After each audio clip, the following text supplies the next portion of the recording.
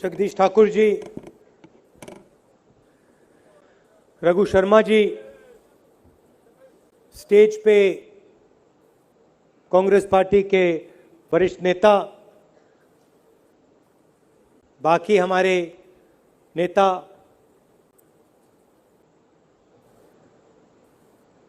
आप सबका यहां बहुत बहुत स्वागत।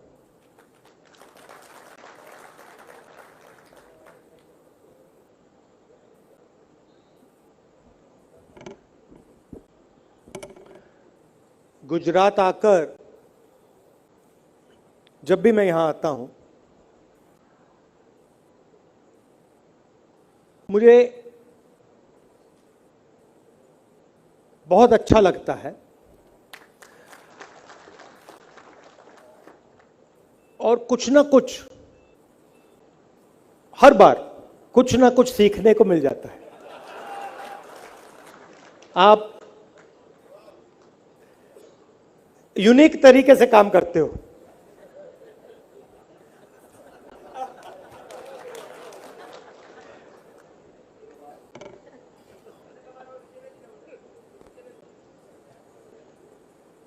यूनिक तरीके से काम करते हो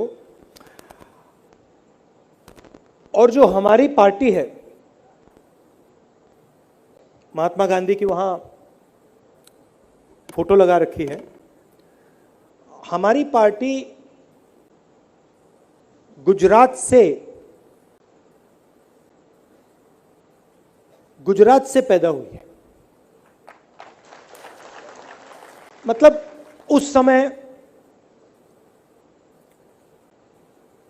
हर प्रदेश में कांग्रेस पार्टी उठी थी, मगर जो विचारधारा थी,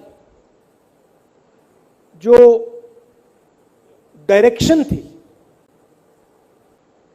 वो एक गुजराती ने दी थी। उसमें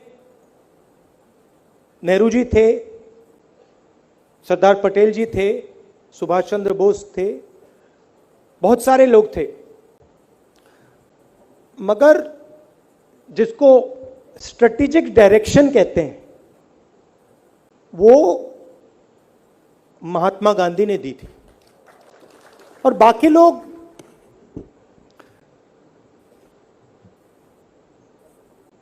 गांधी जी में और बाकी जो नेता थे, उनमें एक बहुत बड़ा फर्क था। मेरे परदादा भी गांधी जी के साथ काम करते थे।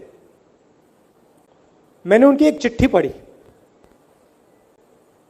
जो वो गांधी जी के बारे में किसी को लिखी उन्होंने। मैं आपको बात समझ आ जाएगी। चिट्ठी में नेहरू जी लिखते हैं कि मैं इस मामले पे मेरी गांधी जी के साथ बातचीत हुई, डिस्कशन हुई, और मेरा पूरा मन, मेरी पूरी लॉजिक कह रही है कि इस मामले में गांधी जी गलत बोल रहे हैं और मैं सही बोल रहा हूं। मगर मैं जानता हूं, अंदर से मैं जानता हूं कि मेरा दिमाग कह रहा है कि वो गलत है और मैं सही हूं, मगर मैं जानता हूं कि वो सही है और मैं गलत हूं। मुझे बात समझ नहीं आ रही है क्यों। मतलब वो दूसरी लेवल पे बात कर रहे हैं, मैं दूसरी लेवल पे बात कर रहा हूं। मुझे लग रहा है कि वो गलत है, लॉजिकली मुझे लग रहा है कि गलत है, मगर पता नहीं कहां से फीलिंग आ रही है कि वही सही है। मतलब आपने आज, मैं जब मंदिर गया तो वहां पुजारी जी ने मुझे भी कहानी बताई कृष्ण भगवान की, जो आपने अभी फिर से दोहराई। तो उसमें जैसे मैंने आपको गांधी जी का उदाहरण दिया कि नेहरू जी कहते हैं कि लॉजिकली मुझे ठीक लग रहा है, मगर सच्चाई उनके साइड पे है। लॉजिक मेरे साइड पे, सच्चाई उनके साइड पे। मतलब मैं सच्चाई तक पहुंच नहीं पा रहा हूं। तो वही कृष्ण भगवान की बात थी। जब लड़ाई हुई, जब कृष्ण भगवान जी वहां लेटे थे, उन्होंने बड़ी होशियारी से सवाल पूछा, तुम्हें सेना चाहिए या तुम्हें कृष्ण जी चाहिए? यह मामूली सवाल नहीं है, यह गहरा सवाल है। कृष्ण जी यह पूछ रहे थे कि तुम्हें सच्चाई की लड़ाई लड़नी है या झूठ की लड़ाई लड़नी है? तुम मन बना लो। तुम्हें सच्चाई की लड़ाई लड़नी है तो तुम्हें 4-5 लोगों की जरूरत है, और अगर तुम्हें झूठ की लड़ाई लड़नी है तो ले जाओ, सब कुछ उठा के ले जाओ।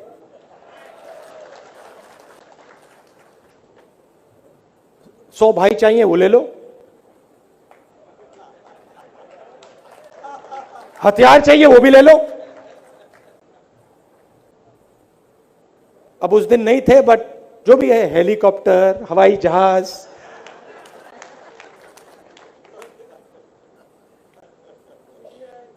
सीबीआई, ईडी, मीडिया, पुलिस,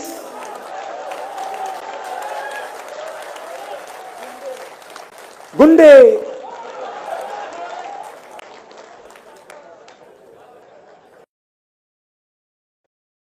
हर रोज कोई ना कोई नया कपड़ा। तो गुजरात हमें यह सिखाता है कि एक तरफ सत्ता हो, सीबीआई हो, ईडी हो,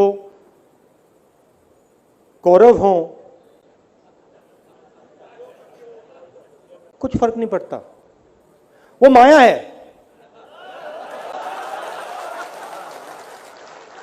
वो माया है, वो जो भी है, वो जो भी है वो माया है। और दूसरी तरफ सच्चाई। अब देखिए, उनको देखिए, हाथ में सीबीआई है, ईडी, मीडिया, अच्छे कपड़े, सच्चाई ऐसी लगती है।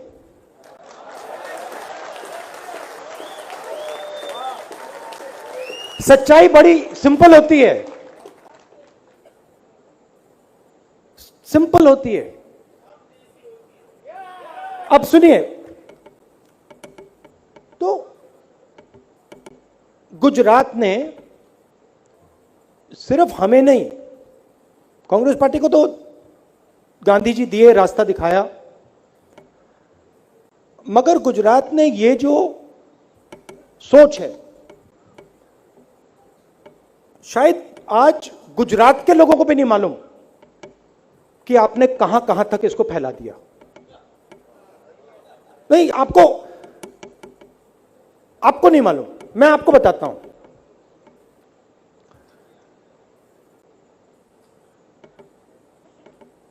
नाइनटीन 1990s की बात है, मैं 19-20 साल का था उस समय, और मैं ये कांग्रेस पार्टी से नहीं कह रहा हूं, मैं गुजरात के हर युवा से कह रहा हूं, आप सबको यह सुनना चाहिए। यह भाषण इनके लिए है मगर आपके लिए भी है। मैं गया साउथ अफ्रीका। आप लोग अभी कहा किसी ने कि थोड़ी मायूसी है, तो उसको मिटाने के लिए मैं ये आपको समझा रहा हूं, बता रहा हूं। मैं जानता हूं कांग्रेस पार्टी में मायूसी कैसे मिटती है, समझता हूं। तो मैं गया साउथ अफ्रीका, वहां पे सोनिया जी थी, प्रियंका थी, मैं था। पापा के असैसिनेशन के बाद मंडेला जी ने हमें साउथ अफ्रीका बुलाया था। साउथ अफ्रीका में जो अपार्थाइड की सरकार थी उसको हटा दिया गया था। तो मंडेला जी ने हमें बताया कि थोड़ा बता रहे थे, लड़ाई के बारे में बता रहे थे, और उन्होंने बताया कि मैं 26 साल जेल में रहा।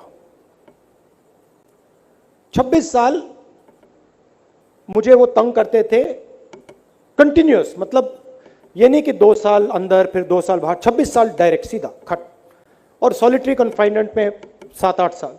तो मैं सुबह उठता था और दिन भर जेल में रहता था। तो मैंने कहा कि जेल में आप इतने साल रहे, आप अकेले रहे, आपको शक्ति कहां से मिली? मुझे कहते मैं तो अकेला था ही नहीं। मैंने कहा आप अकेले नहीं थे। आपने कहा आप तो सॉलिटरी में थे। सॉलिटरी में तो था। तो फिर मैंने कहा कैसे हो सकता है, आप सॉलिटरी में थे और अकेले थे? अकेले नहीं थे। कहते नहीं, मेरे साथ सॉलिटरी जेल में महात्मा गांधी बैठे थे। तो देखिए यहां पे गांधी जी की फोटो है। साउथ अफ्रीका की सरकार को गिरा दिया। साउथ अफ्रीका की सरकार को जाके लुढ़का दिया। और आप मुझे कह रहे हो कि गुजरात की सरकार को नहीं लुढ़का सकते? पिछली बार मैं आया यहां, हमारे जो चलो सीनियर नेता कह लो, उन्होंने मुझे कहा पहली मीटिंग में, बहुत मुश्किल चुनाव है। बोला नहीं मैंने कुछ, बहुत मुश्किल लड़ाई है। ठीक है, कितनी सीटें आएंगी? 40-45 सीट आएंगी पक्का। हाँ, 40-45 सीट आएंगी। चुनाव चलता गया, वही नेता मेरे पास आए, कहते हैं माहौल तो बन रहा है, माहौल तो बन रहा है, चेंज तो आ रहा है, कुछ ना कुछ तो हो रहा है। और अंत में आपने 12 कहा, हम 6 सीटों से चुनाव हारे, 7 सीटों से। और उस टाइम जो हालत थी मैंने देखी, इस टाइम जो हालत है मुझे दिख रही है। तो ये जो आपका चुनाव है ना, ये आपके माइंड में कंफ्यूजन है, ये आपका जीता हुआ चुनाव है। चुनाव खत्म हो गया है, आप लोग जीत गए हो। बस आप इस बात को एक्सेप्ट नहीं कर रहे हो। आप एक्सेप्ट ही नहीं कर पा रहे हो। मैं समझता हूं क्यों, क्योंकि अगर मैं आप जैसा 25 साल के लिए हर रोज यहां पे बीजेपी के सामने होता तो मेरी भी कॉन्फिडेंस पे थोड़ा धक्का पड़ता, क्यों नहीं? मगर मैं बाहर से आया हूं, दिल्ली से आया हूं, तो इंडिपेंडेंट ऑब्जर्वर मानो मुझे। पिछली बार भी आया था और मैंने आपसे कहा था कि देखो भैया, ये चुनाव जीता जा सकता है। और मैं आपको यहां कह रहा हूं कि ये चुनाव आप लोग जीत गए हो, बट बस अब आपको उस बात को एक्सेप्ट करना है। अब गुजरात की जनता आपकी ओर देख रही है। आप सोच रहे हो कि आप लोग बीजेपी से तंग हो। जितना आपका नुकसान किया है उससे 10 गुना ज्यादा बीजेपी ने गुजरात की जनता का नुकसान किया है। यहां पे कांग्रेस पार्टी के किसी व्यक्ति का गला काटा? नहीं काटा। कोविड में यहां पे 3 लाख लोग मरे, गुजरात के लोग थे। गुजरात के किसी का भाई, किसी की माता, आपके भी बहुत सारे फैमिलीज के लोग कोरोना से मरे होंगे। दिखाओ, हाथ उठा के दिखाओ, ये देख लो, ये कैमरा चलाओ जरा यहां पे, ये देखो। और गुजरात का हर परिवार, अगर आपने ये सवाल पूछा तो हर परिवार हाथ उठा के कहेगा हां, मेरा भाई, मेरे माता, मेरे पिता, मेरा बच्चा कोविड के कारण मर गया। कहते हैं गुजरात मॉडल है, ठीक है, गुजरात मॉडल है, तो गुजरात मॉडल में गैस सिलेंडर नहीं थे, ऑक्सीजन सिलेंडर नहीं थे। गुजरात मॉडल में वेंटिलेटर नहीं थे। मैंने अपनी आंखों से देखा, सड़क पे, हॉस्पिटल के सामने, गाड़ी के अंदर लोग मर रहे थे। तो ये जो बीजेपी की राजनीति है, ये गुजरात का नुकसान कर रही है। बेरोजगारी, जो आपकी स्ट्रेंथ है, गुजरात की स्ट्रेंथ क्या है बताओ मुझे। मैंने आपको सच्चाई की बात बोली, बताओ क्या स्ट्रेंथ है। बिजनेस, बिजनेस में किस प्रकार का बिजनेस?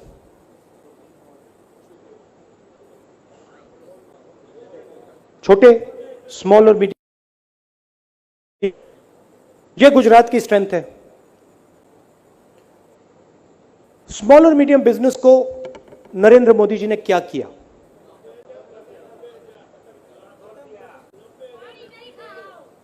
हाँ, खत्म कर दिया। जीएसटी, नोटबंदी, कोरोना के समय उनके जो एक्शंस थे, उन्होंने गुजरात की रीढ़ की हड्डी को तोड़ दिया, बैकबोन को तोड़ दिया। और गुजरात इस बात को समझ रहा है। ये आप मत सोचिए कि गुजरात को यह बात समझ नहीं आ रही है। गुजरात देख रहा है कि हमारी स्ट्रेंथ होती थी स्मॉल मीडियम बिजनेस, हमारी स्ट्रेंथ होती थी इनोवेशन, हमारी स्ट्रेंथ होती थी देश को रास्ता दिखाने की, सब उड़ा दिया। 3-4 लोग गुजरात को चलाते हैं, पूरा का पूरा पावर सेंट्रलाइज कर दिया। अब प्रॉब्लम क्या है? अब मैंने आपको कहा कि आपके सामने बहुत बड़ी अपॉर्चुनिटी है। प्रॉब्लम क्या है? मैं देखिए साफ बोलता हूं और मैं गुजरात की जनता के सामने बोल रहा हूं, तो प्रॉब्लम क्या है? अपॉर्चुनिटी है बीजेपी एक साइड, दूसरी साइड कांग्रेस पार्टी। प्रॉब्लम क्या है?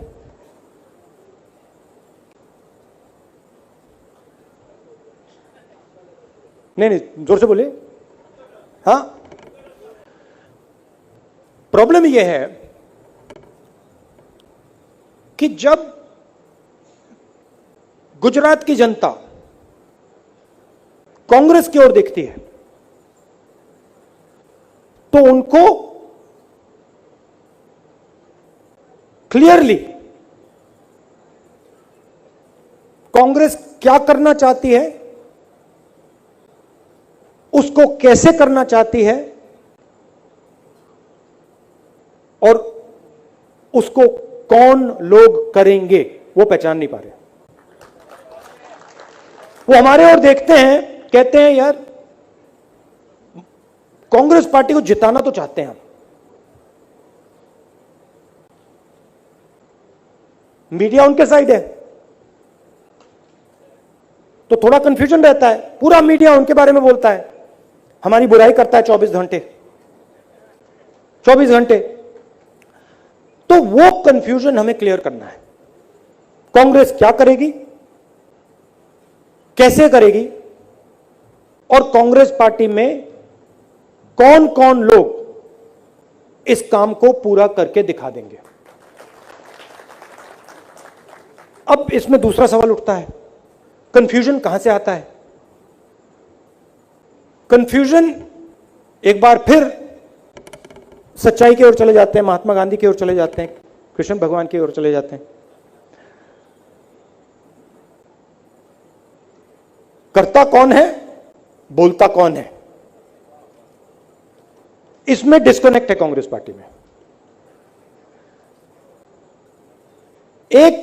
एक तरफ वो लोग जो 24 घंटा लगे रहते हैं, जमीन से जुड़े हैं, बीजेपी से लड़ते हैं, लाठी खाते हैं, और दूसरी तरफ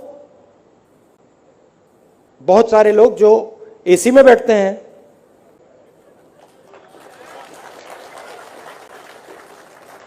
मौज करते हैं,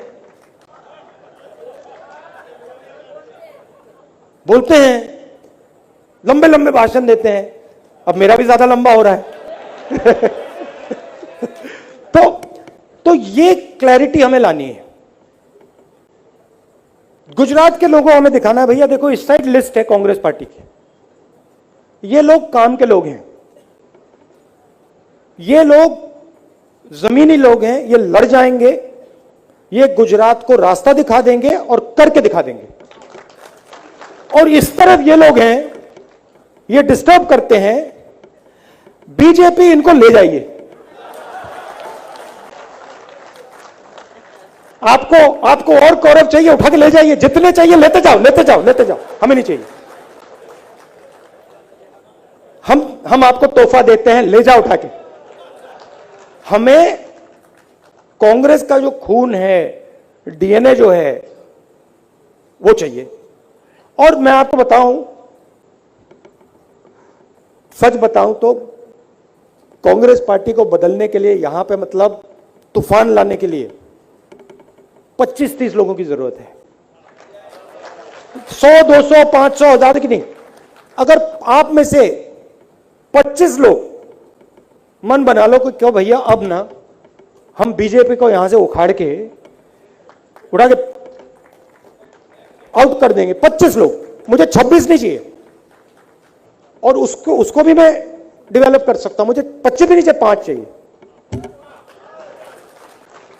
5 लोग मुझे मिल जाएं और उन 5 लोगों को 5 लोग मिल जाएं, काम हो जाएगा।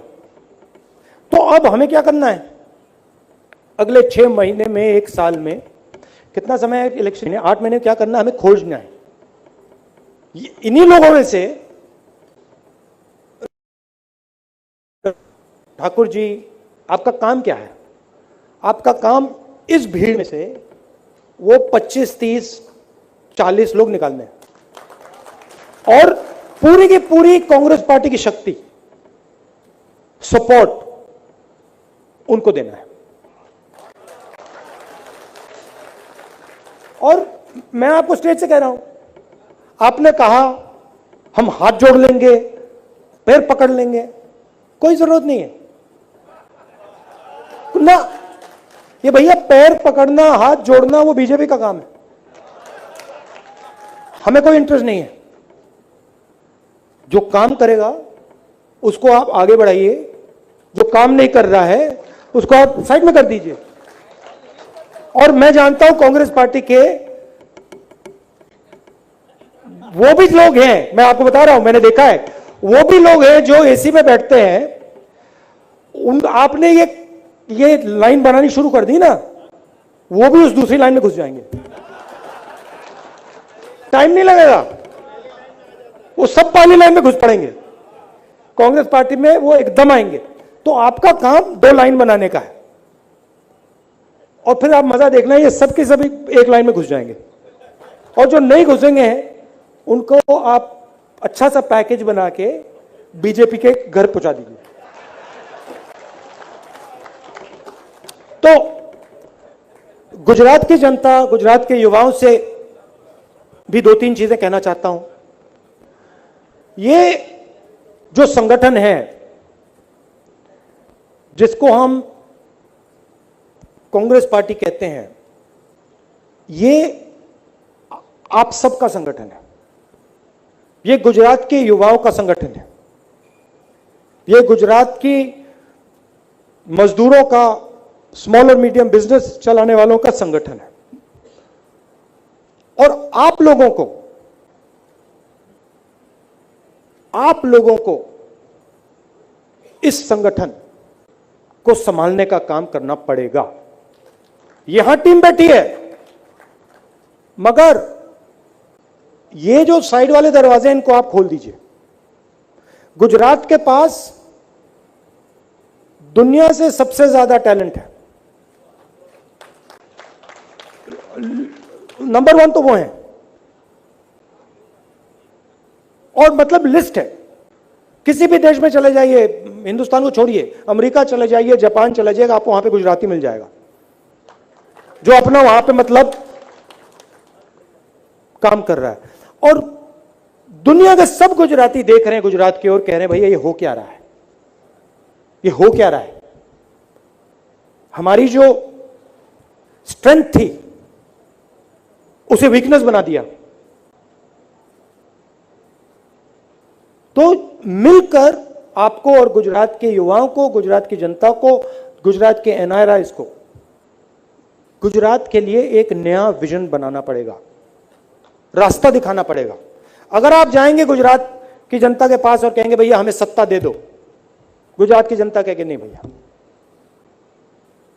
अगर आप कहेंगे देखिए गुजरात के लिए हम ये विजन लाए हैं, गुजरात को हम इस प्रकार से बदलेंगे, गुजरात के आदिवासियों के लिए हम ये करके दिखाएंगे, गुजरात के छोटे स्मॉल मीडियम साइज इंडस्ट्री के लिए हम ये करके दिखाएंगे, गुजरात के डायमंड इंडस्ट्री के लिए हम ये करके दिखाएंगे, गुजरात के जो कॉलेजेस यूनिवर्सिटीज हैं हम इसको इस प्रकार से बदलेंगे।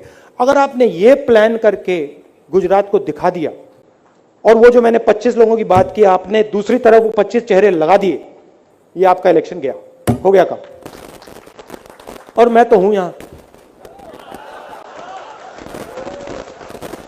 आप देखिए, मैं आया, एक आप बुरी आदत मुझे दे दी आप लोगों ने। मैं आया, हर बार आता हूं, अब आदत लग गई है।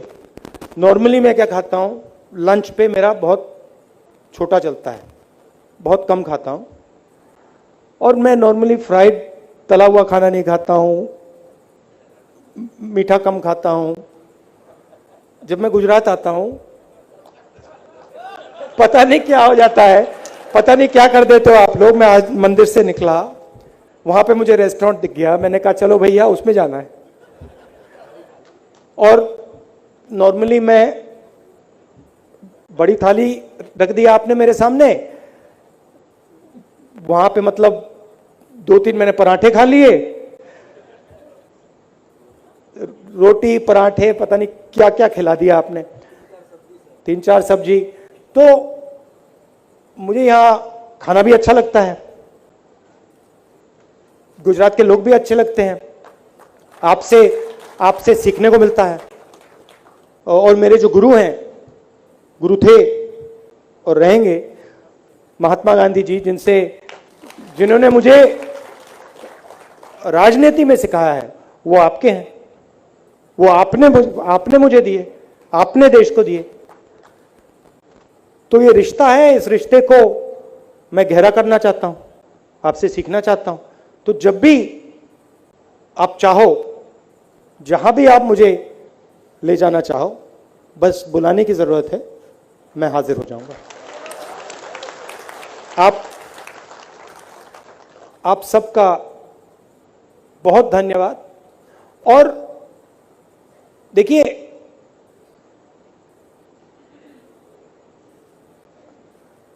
लड़ाई खत्म होने से पहले मैं आपसे एक ही चीज मांगता हूं, दो चीजें नहीं मांगूंगा, एक चीज मांगता हूं।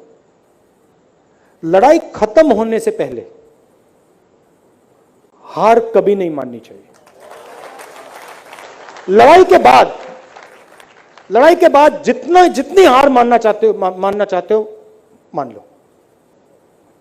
इलेक्शन की डेट कब है? 10 दिसंबर से पहले कोई भी कांग्रेस का कार्यकर्ता, कोई भी कांग्रेस का नेता हार नहीं मानेगा। ये आप मुझे दे दो, ये आप मुझे दे दो, ये दे दो, और मैं आपको कह रहा हूं कि आपका चुनाव आप लोग जीत गए हो। धन्यवाद।